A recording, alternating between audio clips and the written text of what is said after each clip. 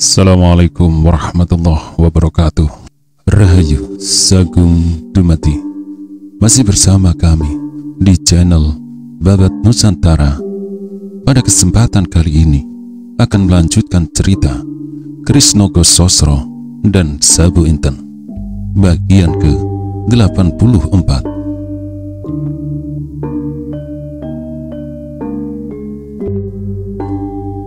Pagi-pagi benar Manahan telah bangun. Segera Handoko dibangunkannya pula, sebab pada saat matahari terbit mereka harus sudah sampai di halaman kelurahan untuk menerima tugas-tugas yang akan diberikan oleh anak muda yang datang semalam. Ketika mereka keluar dari ruangan itu, mereka melihat Wirodopo sudah berdiri di bakar halaman. Agaknya ia pun baru bangun. Maka ketika ia melihat Manahan mendekati, ia pun berkata mengingatkan, "Kisana, bukankah kau diwajibkan datang ke kelurahan pagi ini?" Manahan mengangguk hormat sambil menjawab, "Benar Tuan, dan aku akan segera pergi." "Baik Kisana, bersiap-siaplah, nanti kita pergi bersama. Sekarang mandilah, aku pun akan membersihkan diri pula," kata Wirodopo sambil melangkah pergi. Manahan dan Handoko pun segera pergi ke sumur di belakang rumah untuk membersihkan diri. Setelah itu mereka menghangatkan diri dengan air panas dan gula kelapa yang sudah disediakan untuk mereka. Sementara itu Manahan selalu menasihati Handoko untuk tidak bertindak tergesa-gesa dalam segala hal. Ia harus menyesuaikan diri dengan kedudukannya sebagai seorang yang dianggap tak berdaya.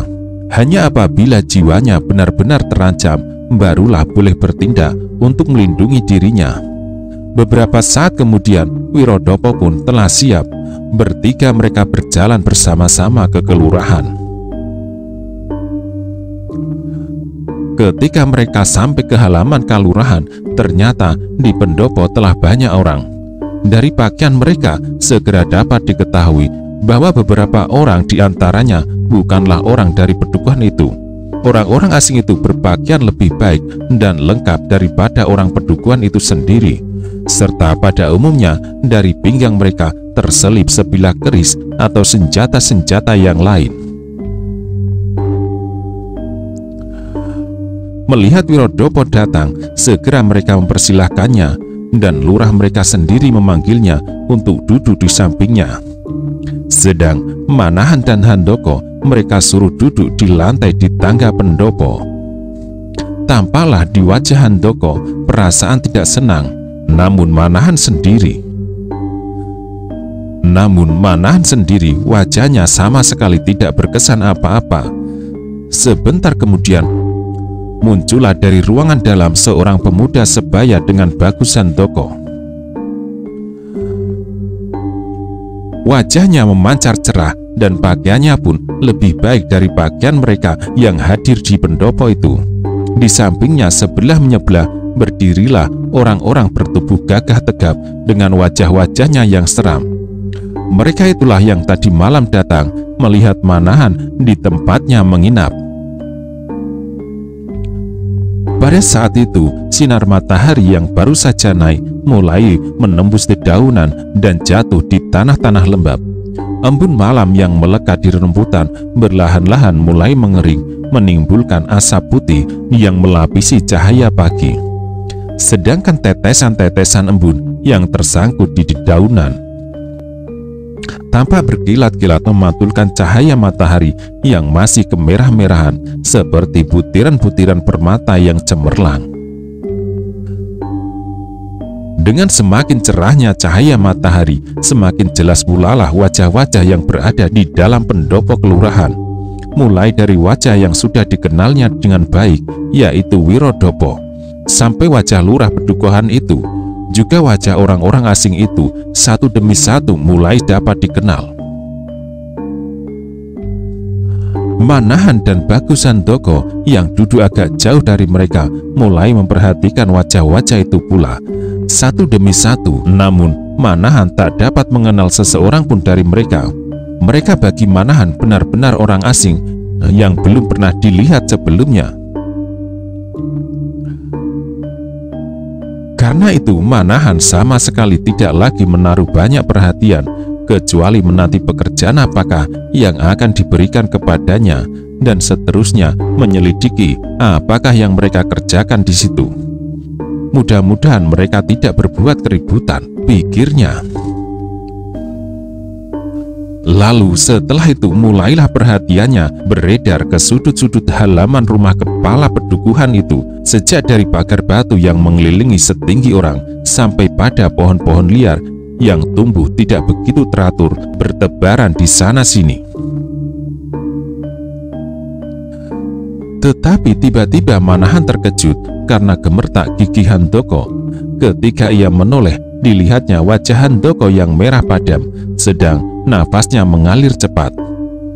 Manahan menjadi agak terkejut. Sadarlah ia bahwa pasti ada sesuatu di hati anak itu. Untunglah bahwa Manahan cepat dapat mengamit Bagus Handoko yang hampir saja melompat berdiri. "Handoko," bisik Manahan. "Ada apa?" Mata Bagus Handoko menjadi merah menyala, tubuhnya gemetar karena menahan diri. "Bapak, biarkan aku kali ini membuat perhitungan," desisnya. Manahan menjadi keheran-heranan. "Kau kenapa, Handoko?" tanya Manahan. "Aku tidak mau melepaskan anak itu pergi," jawabnya. Manahan menjadi semakin heran. Karena itu ia segera berusaha menenangkan hati Bagus Handoko. Dengan berlahan-lahan ia berkata, "Tenanglah Handoko, jangan kau biarkan perasaanmu meluap-luap. Ada apakah sebenarnya dengan anak itu?" "Bapak, belumkah Bapak kenal dia?" tanya Handoko. Manahan menggelengkan kepalanya. "Semalam aku agak kurang dapat melihat wajah anak muda itu. Juga barangkali setelah 3 tahun aku tidak bertemu, maka baru setelah aku mengingat-ingat agak lama, aku kenal ia kembali," sambung Bagus Handoko. "Siapakah dia?" desak Manahan ingin tahu. "Sawung Sariti, putra Paman Lembusora," jawab Handoko. Berdesirlah dada Manahan mendengar jawaban itu. Memang sebelumnya ia belum pernah melihat anak itu, tetapi bagaimanapun Manahan tidak ingin maksudnya gagal. Apalagi setelah ia mengetahui bahwa anak itu adalah anak Lembusora. Keinginannya untuk mengetahui maksud kedatangannya di pedukuhan itu semakin mendesak. Maka itu segera ia berkata, "Bagus Handoko, cobalah kuasai perasaanmu. Dengan bertindak tergesa-gesa barangkali tidak banyak keuntungannya."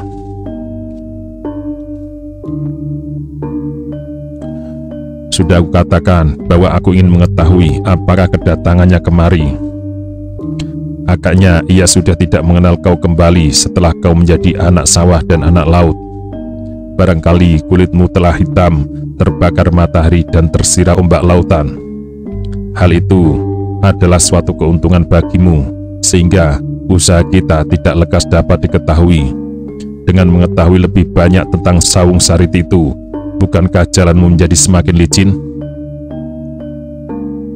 Bagus Handoko menekan giginya kuat-kuat. Ia sedang berusaha untuk menenangkan dirinya. Seperti biasa, ia tidak pernah berani melanggar perintah dan nasihat gurunya. Bagaimanapun nasihat atau perintah itu bertentangan dengan kehendaknya. "Handoko," sambung Manahan, "barangkali permintaanku itu mengecewakan engkau. Tetapi dengan sangat aku harapkan bahwa kau dapat memenuhinya." Handoko menundukkan kepalanya. Dengan penuh ketaatan ia menjawab, "Baiklah Bapak, aku selalu berusaha untuk dapat memenuhi nasihat Bapak."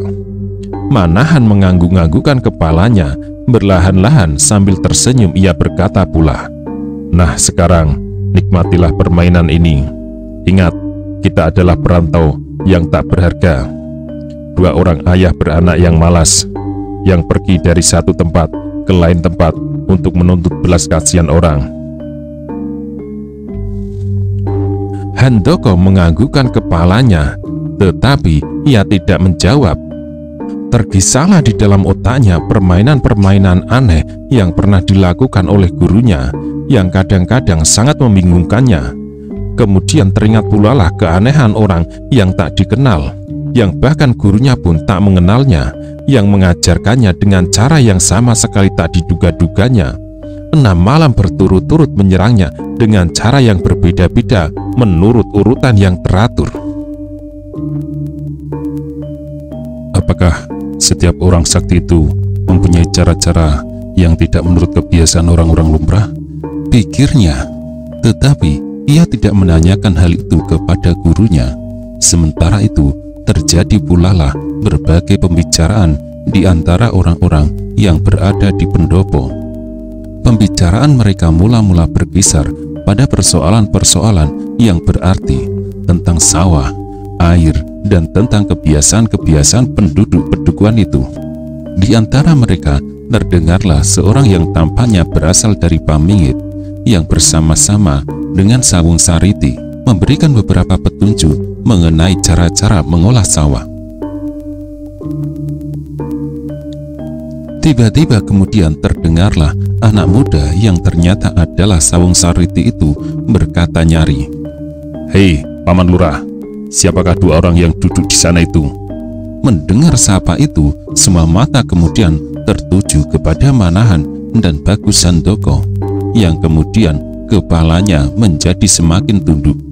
Dadanya terasa bergelora hebat, namun ia sama sekali tidak berani melanggar pesan gurunya. Sesaat kemudian terdengar Wirodopo menjawab, "Mereka adalah Manahan dan Bagus Sandoko yang semalam bermalam di rumahku, Tuan."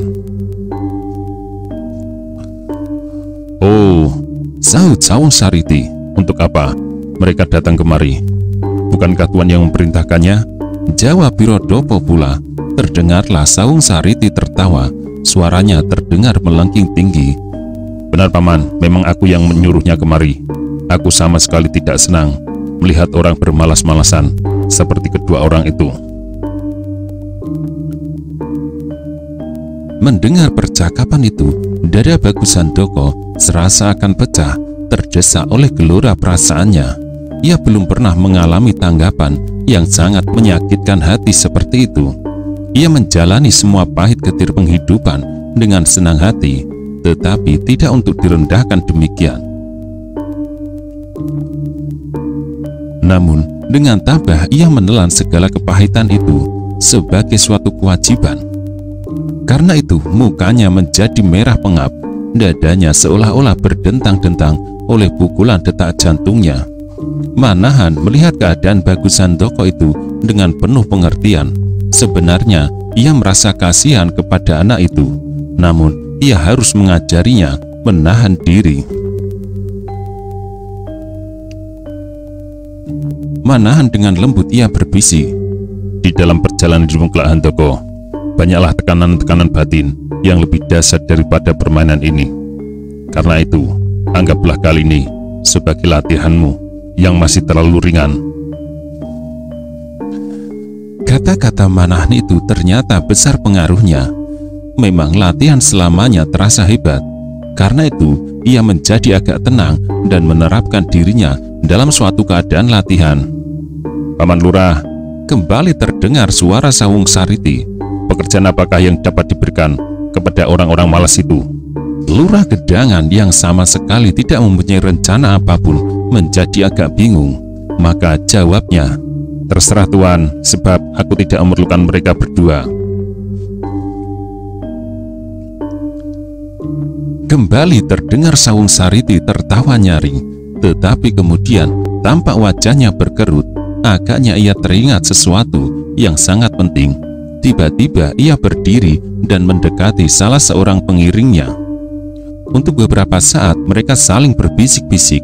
Setelah itu kemudian dengan tersenyum-senyum Sawung Sariti berkata, "Hei, orang-orang yang malas, siapa namamu?"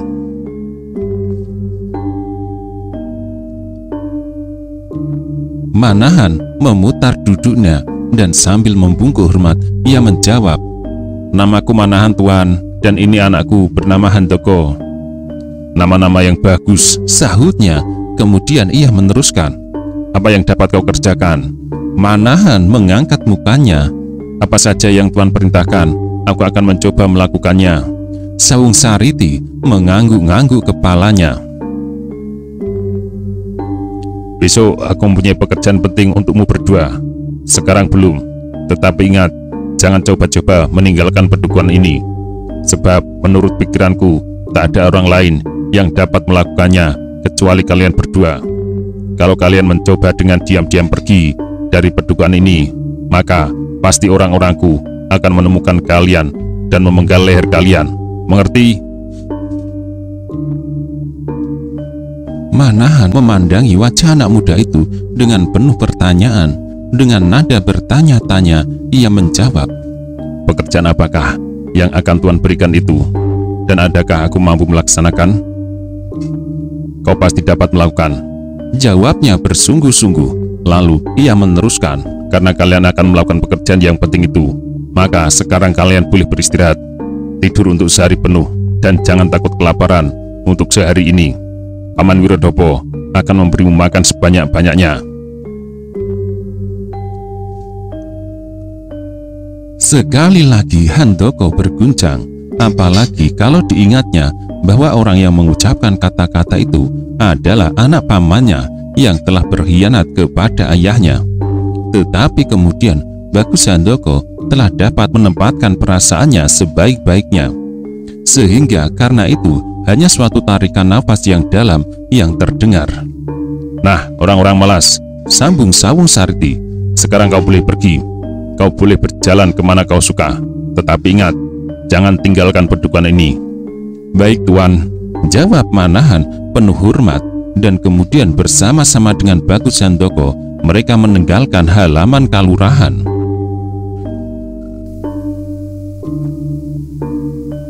Mereka berjalan begitu saja sepanjang jalan desa tanpa tujuan. Manahan berjalan di depan dengan kepala tunduk, sedang di belakangnya Bagus Handoko mengikutinya dengan kepala yang dipenuhi teka-teki. "Kemana kita pergi, Bapak?" tanya Handoko kemudian. Manahan menoleh dan kemudian memperlambat jalannya sampai Handoko berjalan di sisinya. Kemudian ia menjawab, "Asal kita berjalan, Handoko, melihat sawah-sawah, ladang, serta lereng-lereng pegunungan." "Apakah kira-kira yang harus kita kerjakan besok pagi?" tanya Handoko pula. "Entahlah," jawab Manahan. "Agaknya bukan pekerjaan yang menyenangkan." Setelah itu, mereka berdua bersama-sama berdiam diri.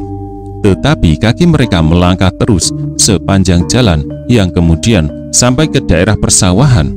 Batang-batang jagung yang sudah setinggi lutut tampak hijau segar di bawah sinar matahari pagi.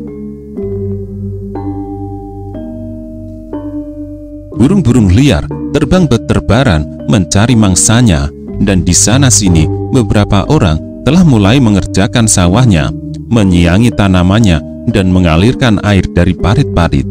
Meskipun apa yang mereka lakukan adalah cara-cara sederhana sekali, namun karena tanah yang subur, maka tanaman mereka tampak subur pula. Manahan dan Handoko berjalan saja berkeliling tanpa tujuan. Ketika kemudian matahari semakin tinggi, mereka berdua beristirahat di bawah pohon rindang di simpang jalan. Selama itu tidak juga banyak yang mereka percakapkan, karena pikiran mereka masing-masing dipenuhi oleh berbagai masalah yang melingkar-lingkar. Matahari merayap-rayap semakin tinggi di kaki langit. Manahan dan Handoko melihat iringan-iringan orang berkuda keluar dari pedukuhan. Mereka adalah Sawung Sariti dengan 3 atau 4 pengawalnya, Pak Lurah dan beberapa orang lagi. Agaknya mereka akan menempuh suatu perjalanan yang agak jauh. Meskipun pasti pada hari itu juga mereka akan kembali ke pedukuhan itu. Wirodopo tidak ikut dengan mereka, bisik Manahan. Handoko menganggukkan kepalanya, tetapi ia tidak menjawab. Manahan pun tidak melanjutkan kata-katanya pula. Kembali mereka tenggelam dalam angan-angan mereka masing-masing. Tetapi sejenak kemudian mereka melihat Wirodopo berjalan keluar lewat sudut desanya. Sebentar ia berhenti sambil memperhatikan titik-titik yang semakin lama semakin jauh sambil meninggalkan hamburan debu putih.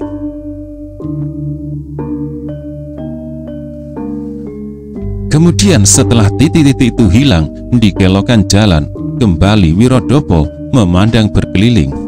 Tiba-tiba matanya terhenti pada Manahan dan Handoko yang masih duduk di bawah pohon di simpang jalan.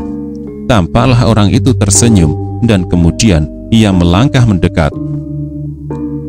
"Tuan tidak ikut dengan rombongan itu?" tanya Manahan sambil menghormat. Wirodopo menggelengkan kepala sambil menjawab, "Tidak, Kisana, aku lebih senang tinggal di rumah." "Kemana mereka pergi?" tanya Manahan pula.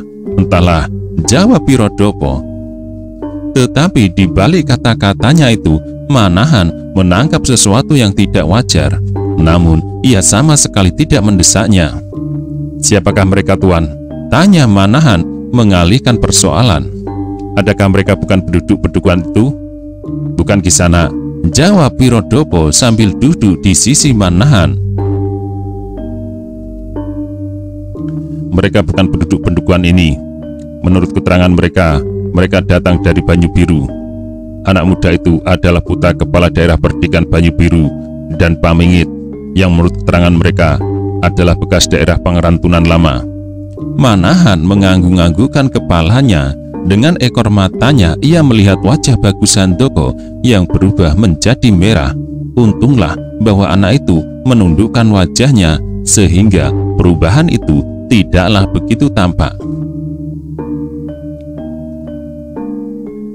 "Anak muda itu bernama Sawung Sariti," lanjut Wirodopo, "dan orang-orang itu adalah pengawal-pengawal mereka dari Pamingit.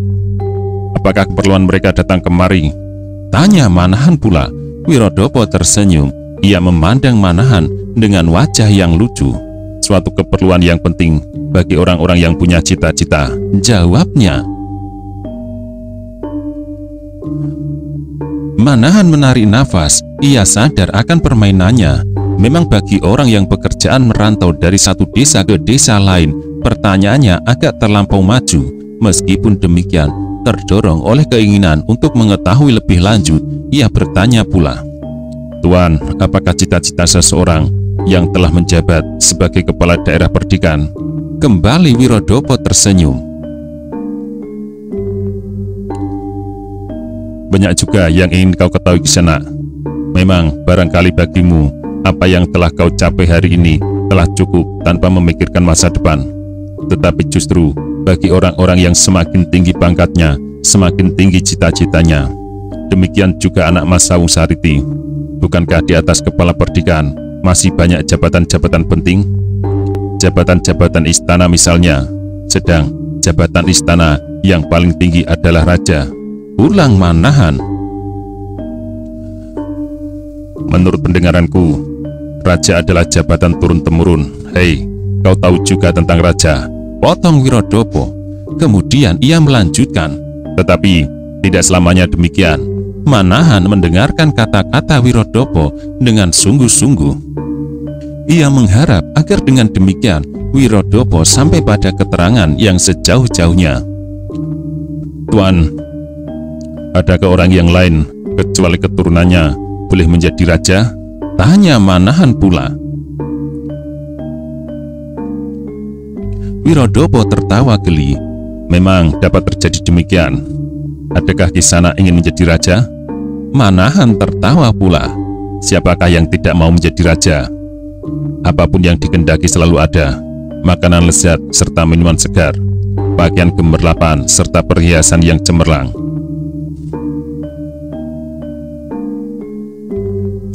Wirodopo tidak dapat menahan tertawanya sampai tubuhnya berguncang-guncang. "Memang barangkali kepentinganmu apabila kau menjadi raja adalah makanan lezat serta minuman segar, tetapi kau tidak pernah berpikir tentang pekerjaan serta kewajibannya." "Apakah pekerjaan raja?" tanya Manahan. "Banyak sekali," jawab Wirodopo. banyak sekali dan tidak menyenangkan. Meskipun demikian, banyak orang yang ingin menjabatnya, termasuk Anama Sawung Sariti. Tetapi, kenapa tuan muda yang ingin menjadi raja itu datang kemari? Adakah ia ingin menjadi raja di sini? Sahut Manahan. Sekali lagi, Wirodopo tertawa. Baiklah, aku ceritakan kepadamu. Barangkali perlu kau ceritakan kelak buat anak cucumu sebagai pengetahuan. Mungkin anak cucumu kelak tidak lagi menjadi perantau seperti Kisana ini. Untuk menjadi raja, kadang-kadang diperlukan benda-benda pusaka sebagai sifat kandel atau sebagai wadah untuk menerima wahyu keraton. Dengan memiliki pusaka-pusaka tertentu, orang menjadi kuat menerima wahyu. Tanpa pusaka-pusaka itu, mungkin seseorang yang tidak kuat menerima wahyu keraton malahan dapat menjadi gila. Misalnya, setelah ia menjadi raja, mempergunakan kekuasaannya sewenang-wenang atau menghambur-hamburkan uang perbendaraan, sehingga akhirnya ia jatuh dari jabatannya itu dengan berbagai cara. Nah, sekarang Anama Sawung Sariti sedang bersiap-siap untuk mendapatkan pusaka istana yang akan menjadi sifat kandel. Pusaka itu berupa 2 keris yang maha sakti yang bernama Kiai Nogososro dan Kiai Sabuinten.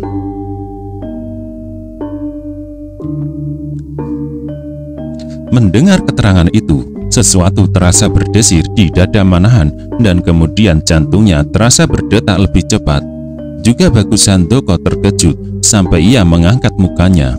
Untunglah bahwa Manahan masih dapat mengendalikan diri sehingga perasaannya tidak berkesan pada wajahnya. Demikian juga Bagus Handoko cepat-cepat menundukkan mukanya kembali.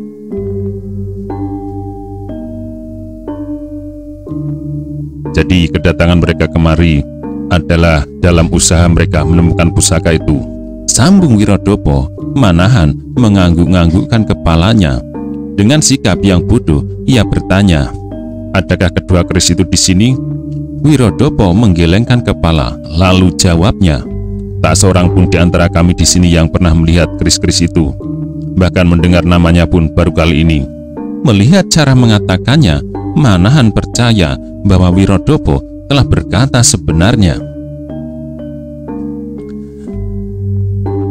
Karena itu ia menjadi kecewa, sebab ia mengharapkan setidak-tidaknya petunjuk di mana kira-kira kedua keris itu sekarang. Tetapi, sambung Wirodopo, di sebelah selatan ada sebuah padepokan yang disebut orang Padepokan Karang Tumaritis atau disebut juga Karang Dempel. Di sana tinggal seorang tua yang saleh, yang suka menolong sesama. Bahkan, ia terkenal dengan kepandaiannya mengobati segala macam penyakit. Kesanalah anak Mas Sawung Sariti tadi pergi menghadap orang tua yang menamakan dirinya Panembahan Ismoyo. Konon, orang yang percaya bahwa orang tua itu titisan Dewa Ismoyo yang ditugaskan untuk menunggui pertapaan. Kemudian seperti kepada diri sendiri dia meneruskan, "Tetapi mudah-mudahan seandainya beliau tahu, janganlah beliau memberitahukan kepadanya." Kata-kata terakhir justru menyentuh perasaan Manahan serta meninggalkan kesan yang aneh. Kalau sampai orang itu seperti Wirodopo yang baik hati itu mengucapkan kata-kata yang demikian, pastilah ada sebab yang cukup penting. Dan tiba-tiba sadar, ia bertanya, "Kenapa demikian, Tuan?" Wirodopo tersadar bahwa ia telah mengucapkan kata-kata yang sebenarnya tidak perlu. Segera ia mencoba memperbaiki kesalahannya. Katanya sambil tersenyum hambar, mudah-mudahan kepadakulah Panembahan Ismoyo kelak memberitahukan." Manahan sadar sesadar-sadarnya bahwa Wirodopo ingin bergurau untuk menyembunyikan keterlanjurannya. Dan karena itu, ia pun segera menyesuaikan diri untuk menyenangkan hati Wirodopo. Sambil tertawa-tawa, Manahan menyahut, "Kalau Tuan kelak mendapatkan pusaka-pusaka itu, serta kemudian menjadi raja, bukankah Tuan akan sudi mengambil kami berdua sebagai pekati?" Mendengar kata-kata Manahan, Wirodopo tertawa, lalu jawabnya, "Bukankah kau mau berdoa untukku?" "Tentu Tuan, tentu," jawab Manahan. Wirodopo menarik napas panjang. Mendadak saja dahinya berkerut. Katanya perlahan-lahan, "Aku tidak boleh bermimpi demikian. Asal desa ini dapat aku selamatkan dari noda, aku telah merasa senang."